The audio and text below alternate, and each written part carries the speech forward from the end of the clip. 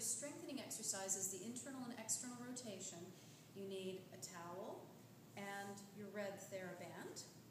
You're going to tuck the towel in between the upper arm and the rib cage and just wrap the band comfortably around your hand.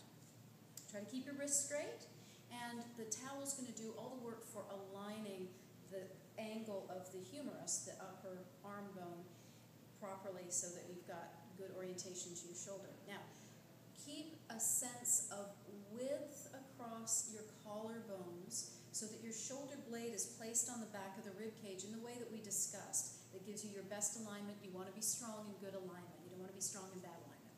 Okay, so what we're going to do is rotate out and resist in. I talked to you about the negative work and how important that is. It's that resisting the tension that you've built up in the band on the way in that's going to give you that negative work.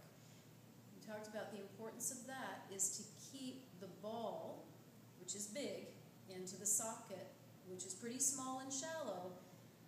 That's what that negative work is going to help you do, and that's what we identified as something that you really needed at the shoulder.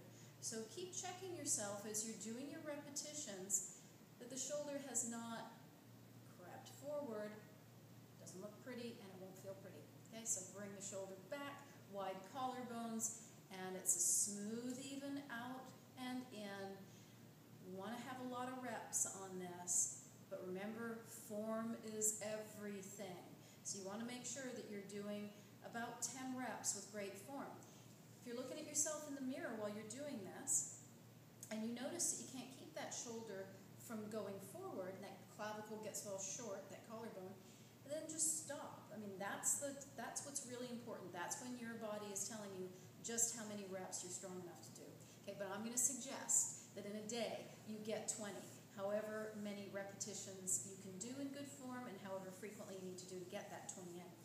Now we move to the opposite hand to demonstrate internal rotation, but you are going to be doing both external, which is what I just showed you, and internal on both of your shoulders.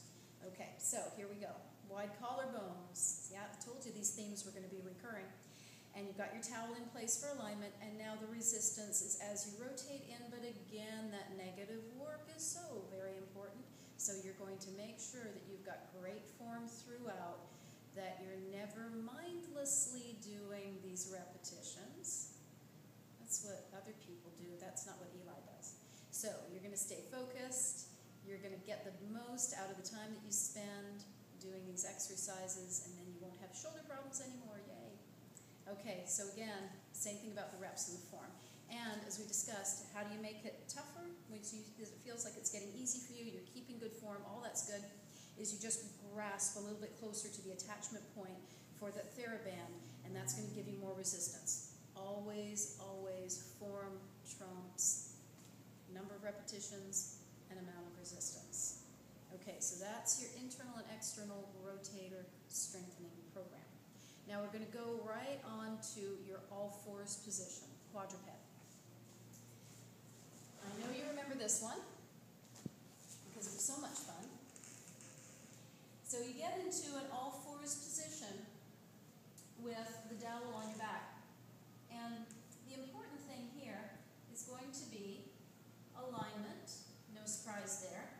Heels of the hands in line with your shoulders, hips over the knees, and you're going to work on keeping that dowel in place. I think I'm discovering that it's kind of tough to talk and do this one, but that's okay. So, head's up against the dowel, rib cage is up against the dowel, and so is your pelvis. We noticed that there was a distinct desire for you to do a little bit of a tuck, like that, in the pelvis. So I cued you to bring your tailbone up a little bit. Also notice that there was a tendency for the rib cage to kind of sink down away from the dowel. So another cue was bring the rib cage up to the dowel.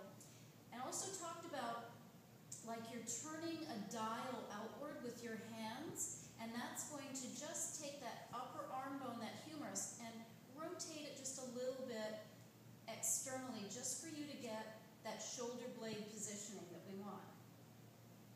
So we've got the squeeze through the armpits that you're going to feel when those shoulders are down. That's your lats working. We've got your belly work belly button from dragging on the ground.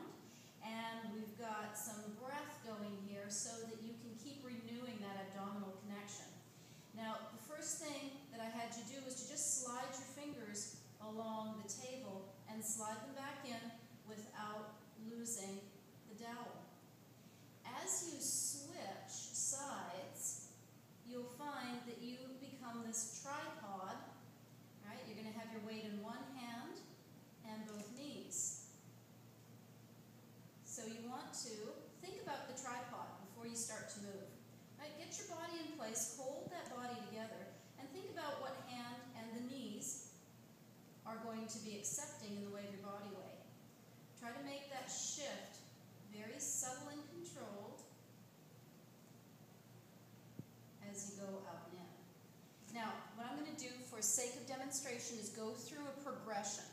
That's what we did, was just did the slide of the hand. But I'm going to just go through a progression. I'm going to be silent so that I can show you properly, because it is creating a bit of an issue to demonstrate and talk at the same time.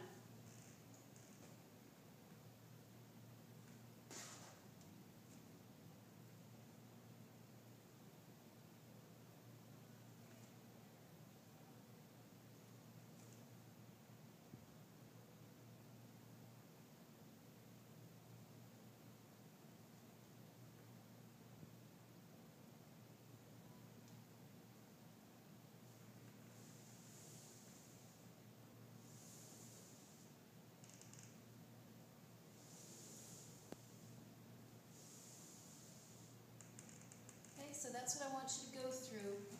As you get comfortable with sliding your hands along the table, you'll start to then find that you can elevate your arm and keep the dowel in place. And then start working with the legs, just sliding your foot along the floor. And that will get you some really good shoulder stabilization work. Remember, we got to have that rib cage up nice and firmly against the shoulder blade. That's that idea of lifting the rib cage into the shoulder blade while you squeeze that shoulder blade against the rib cage. And then you're just giving yourself some different challenges in the movements of the arms and the legs. And if you want to get to the point where you can lift opposite arm and leg and all of that as we discussed, that's fine. But this is great for you to get started on, get you stable so that you can get back to living